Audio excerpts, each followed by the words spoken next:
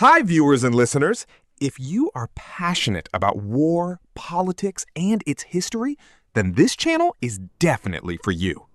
What if a single man, one young officer lost somewhere between two worlds, could change the course of an entire revolution?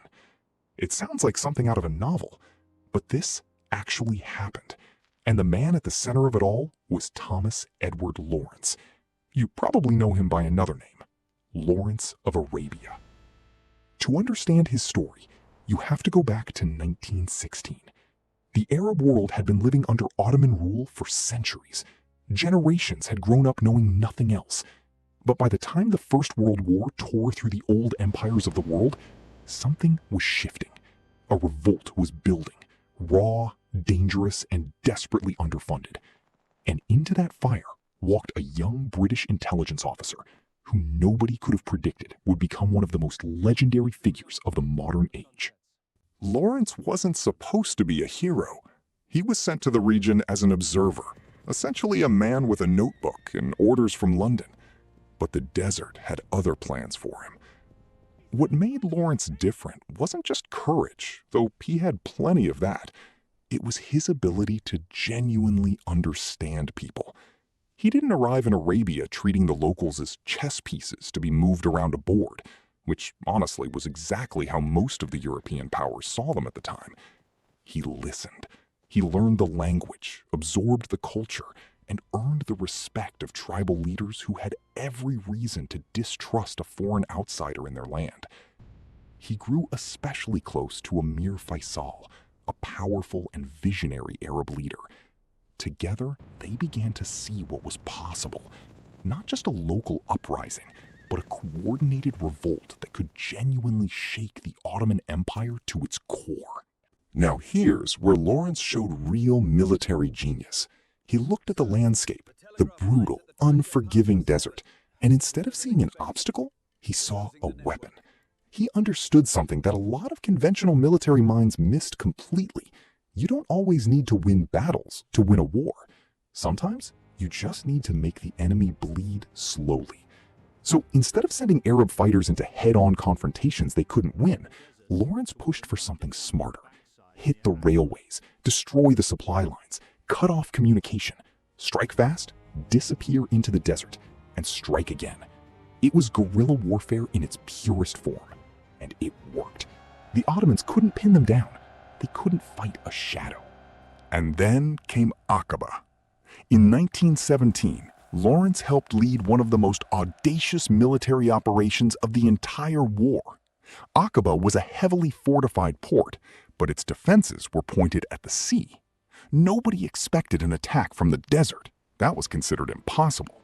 So Lawrence and the Arab forces did exactly that. They came from the desert, from the direction no one was watching, and they took the port in a move so bold it stunned both sides of the conflict. Allied commanders couldn't quite believe it. Even the Ottomans, in the aftermath, seemed almost confused by how it had happened. News of Lawrence spread quickly after that.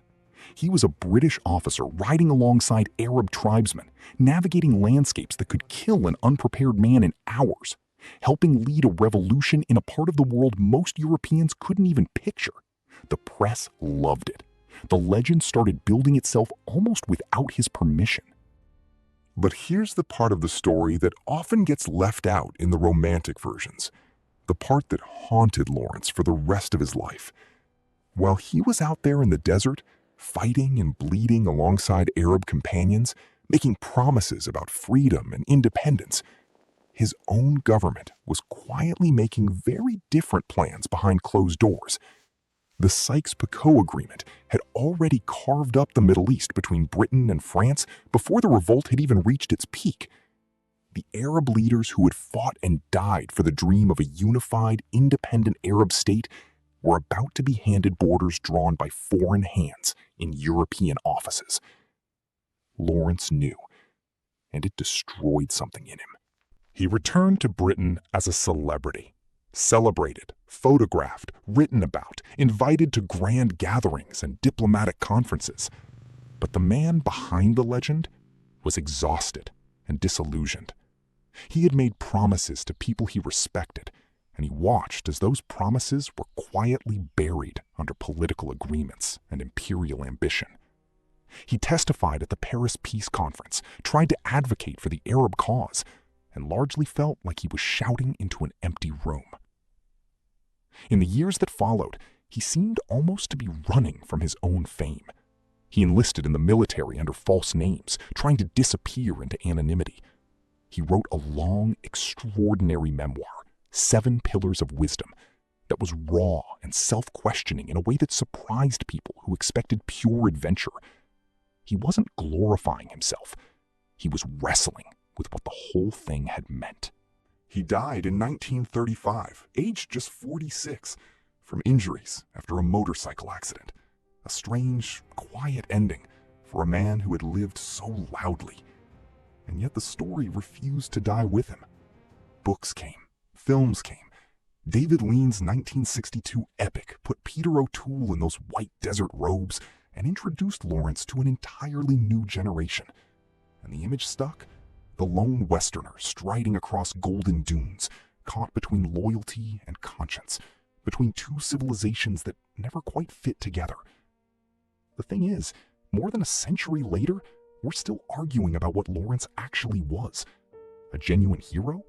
A willing instrument of imperial manipulation?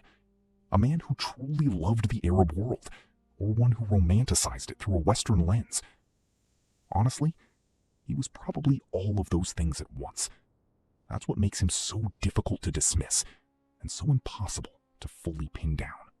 What's undeniable is the world he moved through, and the events he helped shape, left marks that are still visible today. The borders drawn during that era, the promises kept and broken, the competing visions for what the Middle East would become, those echoes are still very much alive. Lawrence of Arabia was never just a war story. It was always a story about identity, betrayal, conscience, and what happens when one complicated human being ends up standing at the exact intersection of history's most consequential fault lines. And that, more than any battle, any raid, any desert crossing, is why we're still talking about him. Don't forget to share your thoughts on this in the comments. If you like our content, be sure to like our videos and subscribe to our channel. Your presence means a lot to us.